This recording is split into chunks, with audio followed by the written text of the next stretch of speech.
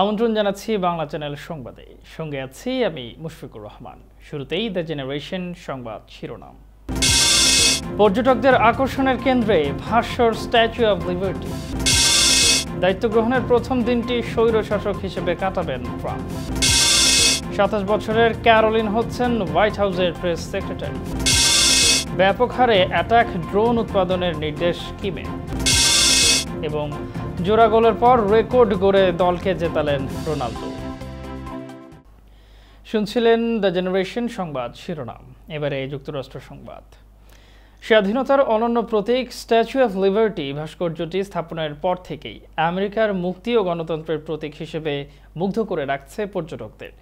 এর শৈল্পিক গুণাবলী পর্যটকদের মুগ্ধ করে রেখেছে বছরের পর বছর। ফ্রান্সের ভাস্কর ফ্রেডরিক অগাস্ট বার্থোলদির তৈরি এই স্ট্যাচু বিশ্বে অভিবাসন ও মানবাধিকারের প্রতিনিধি। এক হাতে জ্বলন্ত মশাল, অন্য হাতে রোমান অক্ষরে স্বাধীনতা ঘোষণার তারিখ 4 জুলাই 1776 লেখা সংবলিত বই। শেকল ভেঙে এগিয়ে যাওয়া পা আর হারবার থেকে আগত অভিবাসীদের দিকে তাকিয়ে স্বাগত জানানো। বিশ্ব দরবারে আমেরিকার মুক্তি আর গণতন্ত্রের প্রতীক ৩০৫ ফুটের এই স্ট্যাচু অব লিবার্টি। ফ্রান্সের ভাস্কর ফ্রেডরিক অগাস্ট বার্থোলদির তৈরি এই স্ট্যাচু বিশ্বে অভিবাসন ও মানবাধিকারের প্রতিনিধি। স্ট্যাচু অফ লিবার্টি দেখতে নিউ ইয়র্কের ম্যানহাটনের ব্যাটারি পার্ক অথবা নিউ জার্সির লিবার্টি স্টেট পার্ক থেকে ফেরি যোগে যেতে হয় লিবার্টি আইল্যান্ডে। শুধু ২০২৩ সালেই ৪ মিলিয়ন পর্যটক এই ভাস্কর্যটি দেখতে যান। তবে টিকিট কাটার আগে হয়রানির অভিযোগ করছেন কিছু পর্যটক। মূল টিকিট কাউন্টারের আগেই প্রতারক চক্র ভুয়া কাউন্টার দেখিয়ে লিবার্টি আইল্যান্ডে ঘুরিয়ে আনার কথা বলে হাতিয়ে নিচ্ছে অর্থ।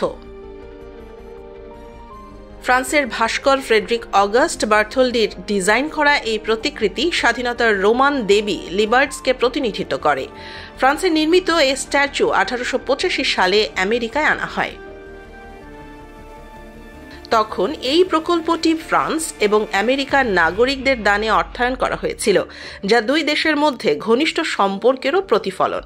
এর ইতিহাস, নির্মাণ এবং সাংস্কৃতিক গুরুত্ব দর্শকদের মুগ্ধ করে রেখেছে বছরের পর বছর। পুরো বিশ্ব যখন অভিবাসন এবং মানবাধিকার প্রতিষ্ঠায় চ্যালেঞ্জের মুখোমুখি হচ্ছে, তখন লেডি লিবার্টি স্বাধীনতা এবং সকলের জন্য ন্যায়ের স্মারক হিসেবে আলো ছড়িয়ে যাচ্ছে। Farzana Afroz, Bangla channel news desk. ক্ষমতা পেলে শুধু প্রথম দিন একজন স্বৈরশাসকের মতো দেশ চালাবেন ডোনাল্ড ট্রাম্প। নির্বাচনী প্রচারে এমন ইচ্ছা প্রকাশ করেন নবনির্বাচিত এই প্রেসিডেন্ট। নির্বাচনী প্রচারে বিভিন্ন সময় তিনি বলেছেন হোয়াইট হাউসে প্রথম দিনে তিনি কি সিদ্ধান্ত নেবেন। এগুলোর মধ্যে উল্লেখযোগ্য ছিল সীমান্তে অভিবাসী অনুপ্রবেশ ঠেকানো, অবৈধ অভিবাসী বিতরণ, স্পেশাল কাউন্সিলের অপসারণ সহ আরও কয়েকটি পদক্ষেপ। এসব কিছু বাস্তবায়নে একদিনে অন্তত 10টি নির্বাহী আদেশ জারির কথা বলেন ডোনাল্ড ট্রাম্প। তিনি বলেছেন তিনি প্রেসিডেন্ট হলে 2 সেকেন্ডের মধ্যেই স্পেশাল কাউন্সিল জ্যাক স্মিথকে চাকরিচ্যুত করবেন। সে কারণে বলা যায় ট্রাম্প অবশ্যই তার বিরুদ্ধে হওয়া মামলাগুলো থেকে নিষ্পত্তি পেতে চাইবেন। নিউ ইয়র্কের হশমানি মামলা থেকে হয়তো তিনি নিষ্পত্তি পাবেন না, তবে প্রেসিডেন্ট হিসেবে হয়তো তিনি কারাদণ্ড এড়াতে পারবেন। এছাড়া 6 জানুয়ারি ক্যাপিটল হামলার ঘটনায় এ পর্যন্ত 1,500-এর বেশি লোকজনের বিরুদ্ধে অভিযোগ আনা হয়েছে। তবে এই হামলাকে ট্রাম্প কখনোই অপরাধ হিসেবে স্বীকার করেননি, বরং হামলাকারীদের তিনি দেশপ্রেমী হিসেবেই আখ্যায়িত করেছেন। তাই হোয়াইট হাউসে প্রথম দিনের নির্বাহী আদেশের মধ্যে অভিযুক্তদের সাহায্যের কথা অনেক আগেই জানান ডোনাল্ড ট্রাম্প। হোয়াইট হাউসের প্রেস সেক্রেটারি পদে 27 বছর বয়সী ক্যারোলিন লেভিটকে মনোনয়ন দিয়েছেন নবনির্বাচিত প্রেসিডেন্ট ডোনাল্ড ট্রাম্প। এর মধ্য দিয়ে তিনি হবেন আমেরিকার ইতিহাসে হোয়াইট হাউসের সর্বকনিষ্ঠ প্রেস সেক্রেটারি। ক্যারোলিন ট্রাম্পের নির্বাচনী প্রচারণার মুখপাত্র ছিলেন। এক বিবৃতিতে ট্রাম্প বলেন, ক্যারোলিন দক্ষ ও দৃঢ়চেতা একজন মানুষ, যে কিনা যোগাযোগের ক্ষেত্রে নিজের পারদর্শিতা দুর্দান্তভাবে প্রমাণ করেছেন। তিনি ভালোভাবে দায়িত্ব পালন করবেন ও আমেরিকান জনগণের কাছে সঠিক বার্তা পৌঁছে দিতে সহায়তা করবেন। 2024 সালের জানুয়ারিতে ক্যারোলিন ট্রাম্পের প্রচারাভিযানের যোগ দেন। এর আগে সর্বকনিষ্ঠ প্রেস সেক্রেটারি রেকর্ডধারী ছিলেন রন জিগলার। 1969 সালে 29 বছর বয়সে তিনি এই পদে নিযুক্ত হন। দেশ জুড়ে স্যাংচুয়ারি সিটিতে কয়েক মিলিয়ন অভিবাসন প্রত্যাশীর জন্য ভয়াবহ বিপর্যয় নেমে আসছে। পরিস্থিতি মোকাবেলায় প্রস্তুত থাকার আহ্বান জানিয়েছেন new York city council immigration কমিটির চেয়ার অ্যালেক্সা অ্যাভিলেস। সংবাদ মাধ্যমে দেওয়া সাক্ষাৎকারে সতর্কবার্তা দিয়ে অ্যাভিলেস বলেছেন, সিটির প্রায় অর্ধেক জনগোষ্ঠী অভিবাসন প্রত্যাশী। তাই আমেরিকার নাগরিকত্ব নেই এমন যে কেউ ট্রাম্প প্রশাসনে বিতরণের ঝুঁকিতে রয়েছেন। এমনকি যারা গ্রিন কার্ড কিংবা পার্মানেন্ট রেসিডেন্সের আবেদন করেছেন তারাও ঝুঁকির বাইরে নন। প্রেসিডেন্ট ইলেক্ট ডোনাল্ড ট্রাম্প ঘোষণা দিয়ে রেখেছেন, দায়িত্ব নেওয়ার প্রথম দিনেই গণহারে অবৈধ অভিবাসী বিতরণ শুরু করবেন তিনি। এজন্য টম হোম্যানের মতো কঠিন সাবেক আইস কর্মকর্তাকে বেছে নিয়েছেন তিনি। ফলে পরিণতি ভয়াবহ হবে বলে মনে করছেন অধিকার কর্মী এবং আইনজীবীরা। অ্যাভিলে জানিয়েছেন, সিটির প্রায় অর্ধেক জনগোষ্ঠী অভিবাসী, যাদের অনেকের কাগজপত্র সম্পূর্ণ নয়। তাছাড়া স্যাংচুয়ারি সিটি হলেও ফেডারেল বিধিনিষেধ বাস্তবায়নে বাধা দেওয়া সম্ভব নয়। এক্ষেত্রে ফেডারেল কর্মীদের সঙ্গে ট্রাম্পের আদেশ বাস্তবায়নে স্থানীয় আইনশৃঙ্খলা বাহিনী অংশ নেবে না। বলা হচ্ছে, প্রেসিডেন্ট ইলেক্ট ডোনাল্ড ট্রাম্প শুধু গণহারে অবৈধ অভিবাসী বিতরণই করবেন না, এমনকি পরিবারের জন্মসূত্রে নাগরিকত্ব আইন বাতিলেও পদক্ষেপ নেবেন, যাকে অমানবিক হিসেবে আখ্যায়িত করেছেন অধিকার কর্মী এবং ইমিগ্রেশন অ্যাটর্নিরা। নিউ ইয়র্কের গভর্নর ক্যাথি হোচুল এক সংবাদ সম্মেলনে ম্যানহাটনের 60th স্ট্রিটে প্রবেশে যানজট টোল চালুর ঘোষণা দিয়েছেন। এতে ক্ষুব্ধ প্রতিক্রিয়া জানিয়েছেন নিউ জার্সির বাসিন্দারা। প্রস্তাবিত $15 পরিবর্তে কম করে $9 টোল ধার্য করা হয়েছে বলে জানান হোকুল। এতে বাসিন্দাদের বছরে $1500 সাশ্রয় হতে পারে বলে আশাবাদ ব্যক্ত করেন তিনি। গভর্নর জানিয়েছেন, টোল থেকে পাওয়া অর্থ প্রাথমিকভাবে সাবওয়ে এবং বাসের মতো গণপরিবহন সংস্কারে ব্যয় করা হবে। এর ফলে ম্যানহাটনের 60th স্ট্রিটের ব্যস্ত রাস্তায় প্রবেশে গাড়ি চালকদের $9 গুনতে হবে অফ পিক আওয়ারে, যা অনেক নেমে আসবে। তাছাড়া যানবাহন ভেদে টোলের ক্ষেত্রেও তারতম্য দেখা যাবে। চলতি বছরের জুনে নিউ ইয়র্কের ম্যানহাটনের ব্যস্ত রাস্তায় প্রবেশে যানজট টোল স্থগিত করেন গভর্নর ক্যাথি হোচুল। স্টেটের রিপাবলিকান আইন প্রণেতারা বলছেন, কংগ্রেশনাল নির্বাচনের সুবিধা পেতেই টোল সাময়িকভাবে স্থগিত করা হয়েছিল। চাকরির কোনো অনুষ্ঠানে যোগ দিতে কিংবা শুধু বিনোদনের জন্য নিউ জার্সি থেকে লং আইল্যান্ড হয়ে নিউ ইয়র্কে প্রবেশের রাস্তাটা অনেক সহজ এবং সময়ও লাগে অনেক কম। নিউ জার্সির বাসিন্দারা বলছেন, নিউ ইয়র্কে যাওয়ার ক্ষেত্রে এখন থেকে দ্বিতীয়বার চিন্তা করতে হবে তাদের। বর্তমানে সবকিছুর দাম বাড়ছে, তার সঙ্গে পাল্লা দিতেই হিমশিম খেতে হচ্ছে বাসিন্দাদের। সংবাদের রিপোর্ট যে নিচ্ছে ছোট্ট একটি বিরতি, ফিরে এসে দেখবেন ব্যাপক হারে অ্যাটাক ড্রোন উৎপাদনের নির্দেশ কিমে, এবং জোড়া গোলের পর রেকর্ড গড়ে দলকে জেতালেন রোনালদো।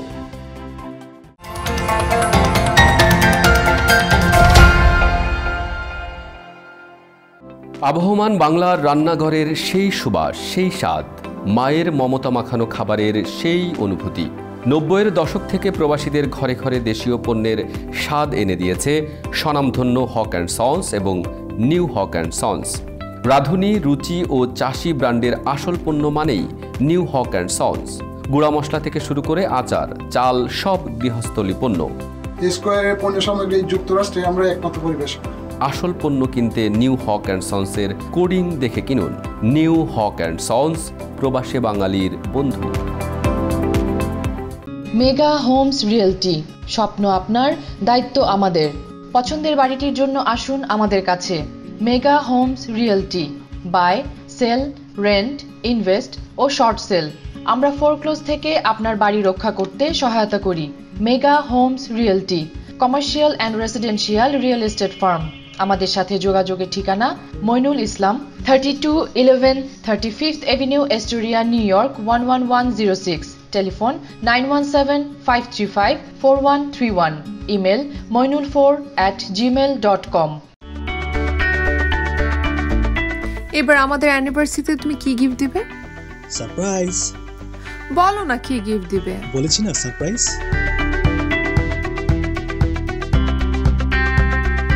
Thank you. চলার পথকে গতিময় করতে আমরা সিলেট মোটরসের প্রতি আস্থা রেখেছি। আপনিও রাখতে পারেন ভাবনাহীন। সিলেট মোটরস, আমরা আছি আপনার সেবায়। আজই আসুন সিলেট মোটরসে। Sylhet motors, used car dealer in Jamaica, New York. Genius, elegant, neutral, extraordinary, rational, authentic, transparent, intelligent, observer, newsfeed. The generation, it has a news for everything. The Generation. Greetings to all our readers, advertisers and well-wishers. Submit your creative writing to our newsletter. Advertise in our newspaper to promote your products and organization. Please contact Ruposhi Bangla Entertainment Network, 7052 Broadway, 1A, Jackson Heights, New York, 11372 USA. Phone +1 718 496 2000. Email newsthegeneration@gmail.com. Web thegenerationus.com. The Generation, spokesperson of the new generation.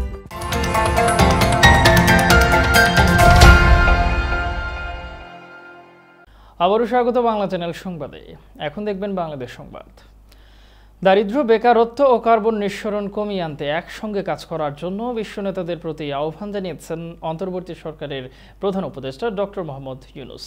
ব্রাজিলে আয়োজিত হতে যাওয়া G20 সামিটের জন্য virtually দেওয়া এক ভাষণে এই আহ্বান জানান তিনি। এ সময় ক্ষুধা ও দারিদ্র্যমুক্ত দেশ গড়ার লক্ষ্যে ব্রাজিলের প্রেসিডেন্ট লুলা দা সিলভার নেওয়া উদ্যোগকে স্বাগত জানিয়ে প্রধান উপদেষ্টা বলেন, এবারের G20 সম্মেলনে বাংলাদেশের লক্ষ্য নারীর ক্ষমতায়ন, জলবায়ু ও ক্ষুধা দারিদ্র্যের বিরুদ্ধে লড়াই করা। অন্তর্বর্তী সরকার সবার আগে টেকসই উন্নয়নকে গুরুত্ব দিচ্ছে জানিয়ে প্রধান উপদেষ্টা আরও বলেন, এজন্য তারুণ্য শক্তি, অর্থনীতি, নতুন ভাবনা ও জীবন ব্যবস্থায় পরিবর্তন আনায় কাজ চলছে। অপব্যয় কমিয়ে ক্ষুধা ও দারিদ্র্যমুক্ত দেশ গড়ার লক্ষ্যে কাজ করছে সরকার। ক্ষুধা ও দারিদ্র্য কমিয়ে আনতে ব্রাজিলের সঙ্গে কাজ করতে বাংলাদেশ আগ্রহী উল্লেখ করে ডক্টর মোহাম্মদ ইউনূস দেশটির প্রেসিডেন্ট লুলা দা সিলভাকে বাংলাদেশ সফরের আমন্ত্রণ জানান। সকল ক্যাডারের প্রতিনিধিত্ব নিশ্চিত করে জনপ্রশাসন সংস্কার কমিশন পুনর্গঠনের দাবিতে রাজশাহী মেডিকেল কলেজ মিলনায়তনে রাজশাহী বিভাগীয় সম্মেলন অনুষ্ঠিত হয়েছে। অনুষ্ঠানটির আয়োজন করে আন্তঃক্যাডার বৈষম্য নিরসন পরিষদ। সম্মেলনে বক্তারা বলেন, সরকারের উপসচিব ও তদূর্ধ্ব পদের জন্য কোটা পদ্ধতি বাতিল করে উন্মুক্ত পরীক্ষার মাধ্যমে মেধার ভিত্তিতে কর্মকর্তা নিয়োগ করতে হবে। এছাড়াও পেশাভিত্তিক মন্ত্রণালয় গঠন, অর্থাৎ ক্যাডার যার মন্ত্রণালয় তার, এবং পক্ষপাত দুষ্ট জনপ্রশাসন সংস্কার কমিশন পুনর্গঠন করতে হবে। তারা আরো বলেন, প্রশাসন ক্যাডারের উচ্চতর পদে পদশূন্য না থাকলেও সুপার নিউমারারি পদোন্নতি দেওয়া হয়। অন্যান্য ক্যাডারের ক্ষেত্রে পদশূন্য থাকতে হবে রিক্রুটমেন্ট রুল, দুদকের ক্লিয়ারেন্স, ডিবিসির সদস্যদের সন্তুষ্টি সহ ওই ব্যাচের অ্যাডমিন ক্যাডারের কর্মকর্তাগণ চাহিদাকৃত গ্রেড পেয়েছেন তা নিশ্চিত হতে হবে। এরকম বিভিন্ন অজুহাতে অন্যান্য ক্যাডারের পদোন্নতি ঝুলিয়ে রাখা হয় বছরের পর বছর, যা এমন বৈষম্য কোনোভাবেই গ্রহণযোগ্য হতে পারে না। অনুষ্ঠানে সভাপতিত্ব করেন রাজশাহী গণপূর্ত অধিদপ্তরের অতিরিক্ত প্রধান প্রকৌশলী আব্দুল গফফার। এখন দেখবেন নিউ হক অ্যান্ড সন্স আন্তর্জাতিক সংবাদ।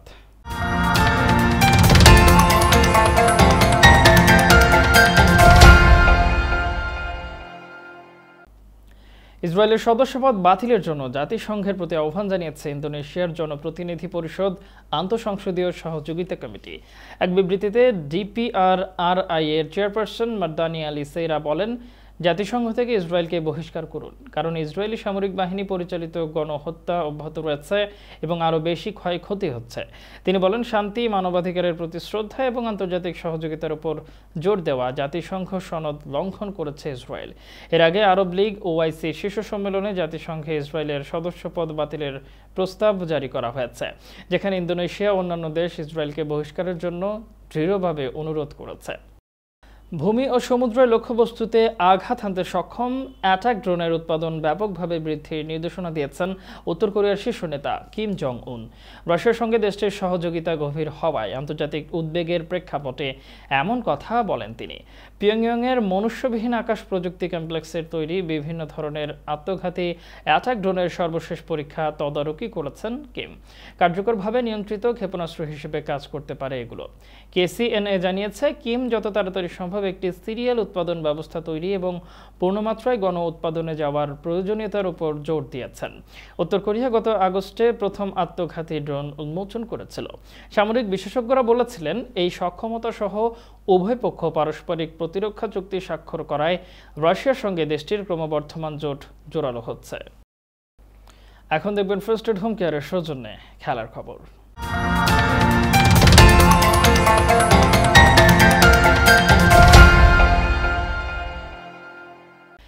বয়সটা যে শুধুই সংখ্যা সেটাই বারংবার প্রমাণ করে যাচ্ছেন ক্রিস্টিয়ানো রোনালদো। ৩৯ বছর বয়সেও আলো কাটছেন ফুটবল মাঠের, গড়ে যাচ্ছেন একের পর এক রেকর্ড, করছেন বাইসাইকেল গোল। এবার আবারও তার নৈপুণ্যে উয়েফা নেশনস লিগের ম্যাচে ৫-১ গোলে পোল্যান্ডকে উড়িয়ে দিয়েছে পর্তুগাল। ২ গোল এবং ১ অ্যাসিস্ট এই ম্যাচে পর্তুগালের নায়ক রোনালদো। এই জয়ের মধ্য দিয়ে নেশনস লিগের কোয়ার্টার ফাইনাল নিশ্চিত করল পর্তুগাল। পর্তুগালকে এই জয় এনে দিয়ে আন্তর্জাতিক ফুটবলে সবচেয়ে বেশি ম্যাচে জয়ের রেকর্ডও করলেন CR7। জাতীয় দলের জার্সিতে স্প্যানিশ তারকা সার্জিও রামোসের জয়ের রেকর্ড ছিল ১৩১ ম্যাচ। তাকে ছাড়িয়ে এখন আন্তর্জাতিক ফুটবলের সবচেয়ে বেশি ১৩২ ম্যাচ জয়ী ফুটবলার রোনালদো। এবারে বিনোদন সংবাদ।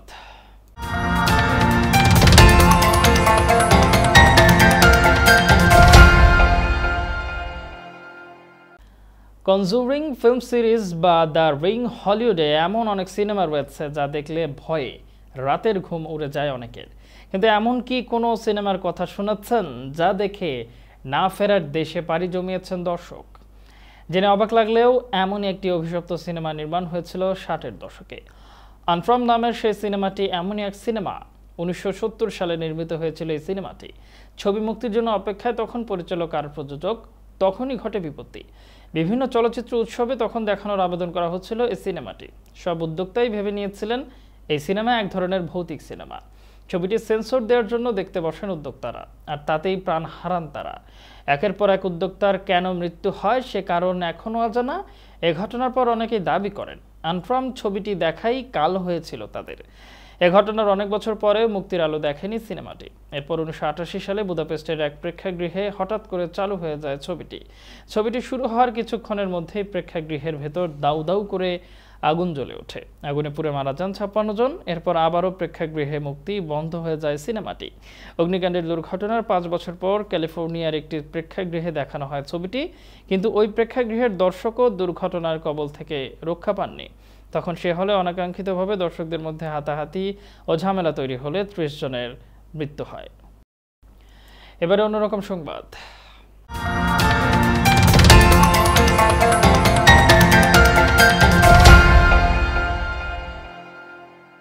প্রতিদিন তাকে গোসল করাতে হয় 2 বার।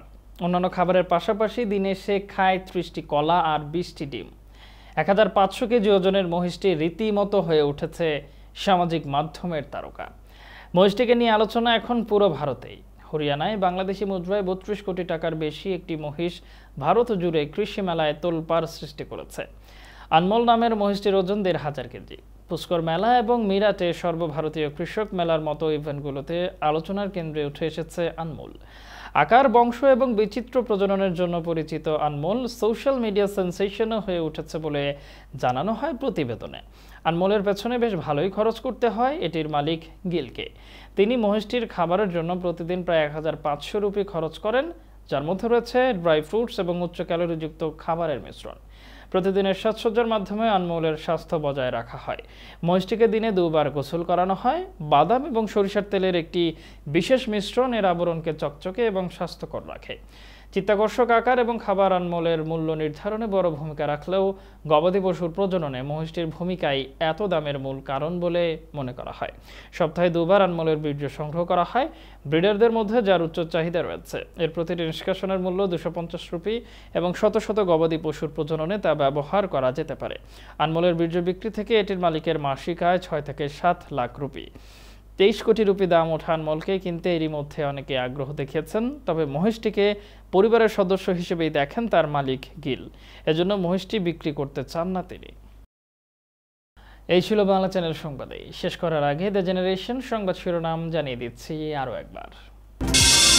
পর্যটকদের আকর্ষণের কেন্দ্রে ভাস্বর স্ট্যাচু অব লিবার্টি। দায়িত্ব গ্রহণের প্রথম দিনটি স্বৈরশাসক হিসেবে কাটাবেন ট্রাম্প। 27 বছরের ক্যারোলিন হচ্ছেন হোয়াইট হাউসের প্রেস সেক্রেটারি। ব্যাপক হারে অ্যাটাক ড্রোন উৎপাদনের নির্দেশ কিমের। এবং জোড়া গোলের পর রেকর্ড গড়ে দলকে জেতালেন রোনালদো। দর্শক, দেখছিলেন বাংলা চ্যানেল সংবাদ। সুস্থ থাকুন, বাংলা চ্যানেলের সঙ্গেই থাকুন। ধন্যবাদ।